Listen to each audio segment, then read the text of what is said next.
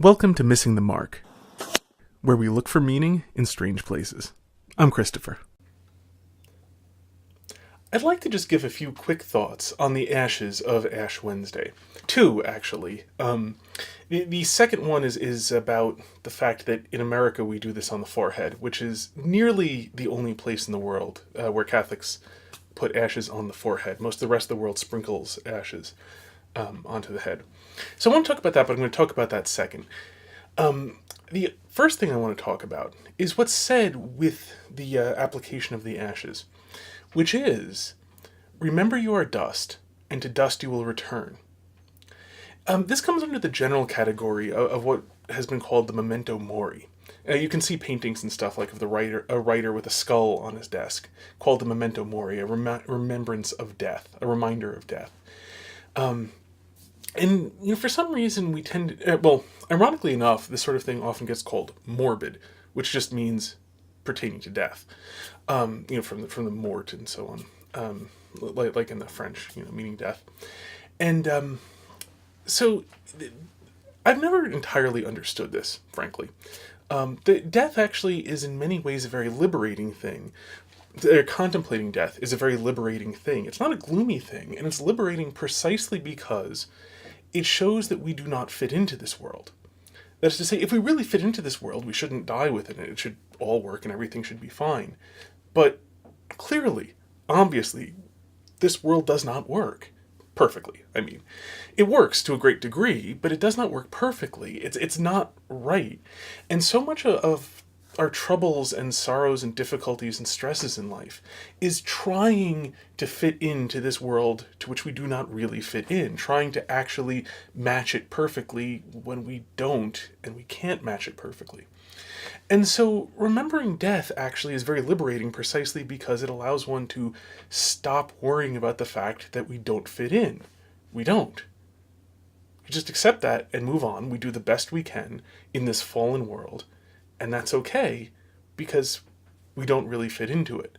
So I don't mean, we're going to die, so don't worry because it'll all come out the same. Or, things actually do matter, very much so. But they matter, it is precisely the fact that they are not everything, which is why they do in fact matter. Because if this is all there is, then so what? Precisely because it doesn't work. You'll never win. You will never ever accomplish true goodness in this world, complete goodness, unalloyed with anything else. It will never work. And so there's no point in attempting to do the impossible.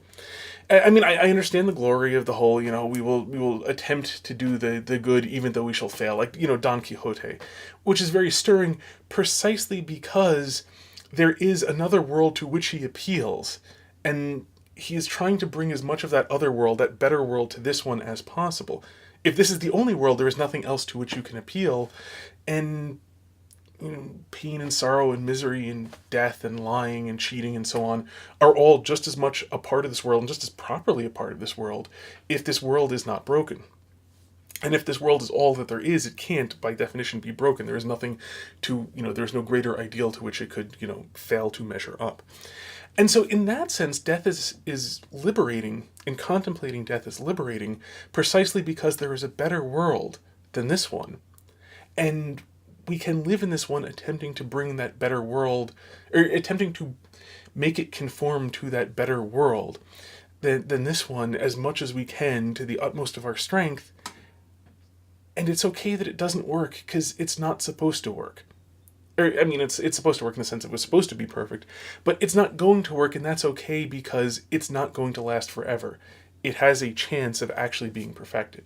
So death in that sense is actually quite liberating, precisely because it gives this world not lasting forever, gives the hope of a new world, a better world.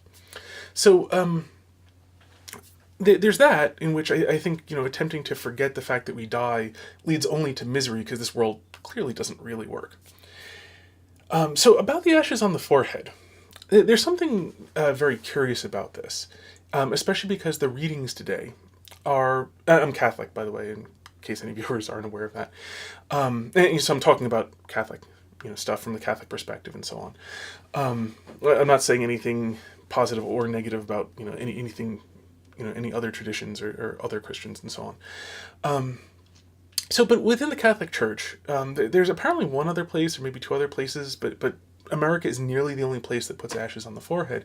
And it's actually rather strange because in the gospel reading today, there's the part where Jesus explicitly says, and when you are fasting, don't, the hypocrites will stop taking care of themselves and they will look gaunt and haggard so that everybody knows that they're fasting. When you fast, go and wash your face and look normal so that no one will know that you're fasting.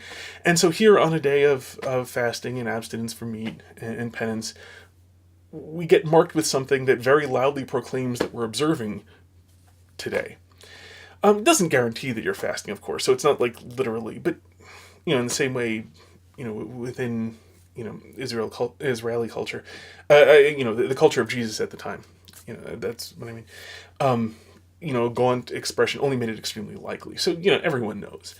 And so why is this? Why is it as opposed to something vastly more discreet, which is frankly more obviously in keeping with this. And I don't know the actual explanation. I don't know the origin. I've talked to some people who, I've talked to some priests who also don't know the origin. Someday I'll actually look it up, and when I find out, I'll tell you guys. But I do have an interesting idea, which is, a perspective on how to look at it rather than a description of where it came from. So it doesn't really matter where it came from because this perspective is still a valid one, even if this is not the motivating perspective. And that is, roughly speaking, that that this indication of penance is an indication that one needs to do penance. It is marking us out as sinners. So if you see somebody with ashes on their forehead, one thing that you know is this person is a sinner, like me. And so, and especially if you're used to Christian world, Christian culture, you might think like, well, we're all sinners. Everyone knows this. We're all sinners. It's an expression you hear all the time. But if you have any experience of secular culture, you will find out, in fact, a lot of people do not think of themselves as sinners. This is at most an excuse that occasionally comes up if somebody does something wrong, which they then immediately try to forget.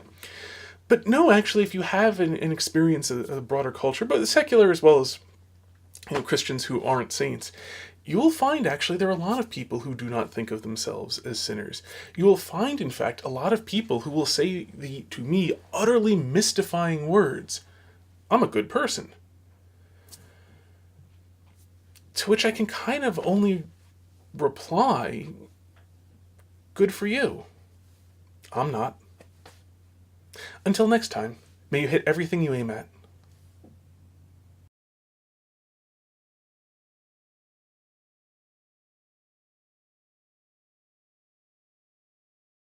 Welcome to Missing the Mark, where we look for meaning in strange places. I'm Christopher.